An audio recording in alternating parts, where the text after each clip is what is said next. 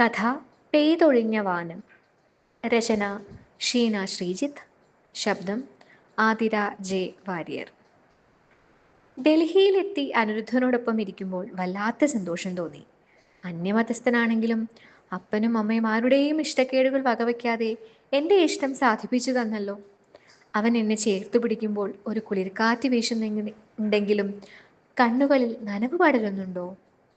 ചേച്ചിയുടെ കല്യാണം കഴിഞ്ഞാൽ ഞാൻ ഒറ്റയ്ക്കാവും. ആൽബിൻ പറഞ്ഞത് ഓർമ്മ വരുന്നു. വയസ്സ് 16 ഇപ്പോഴും എൻ്റെ മുന്നിൽ അനിയൻ ആൽബിൻ കൊച്ചുകുട്ടിയാണ്. അവൻ അരികിലില്ലാത്ത വല്ലാത്ത സങ്കടമാണെന്ന് ആരോടെങ്കിലും പറഞ്ഞുവെങ്കിൽ എന്താവും എല്ലാവരുടെയും മനോഭാവം? വയസ്സ് എത്രയായി രണ്ടാൾക്കും എന്ന പരിഹാസവും. ആരോടും പറയാതെ സഹിക്കാം.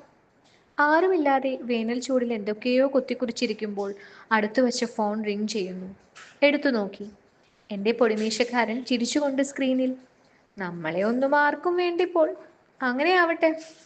അവൻ്റെ വാക്കുകൾ കേട്ട് ഒന്നും മിണ്ടാതെ ഞാൻ അവനെ തന്നെ നോക്കി പുഞ്ചിരിച്ചുകൊണ്ടിരുന്നു. അവൻ പറഞ്ഞു, എനിക്ക് അവിടെയാണ് അഡ്മിഷൻ കിട്ടിയത് ചേച്ചി. ചേച്ചിയുടെ കൂടെ നിൽക്കാമെന്ന് അപ്പനും അമ്മയും പറഞ്ഞു.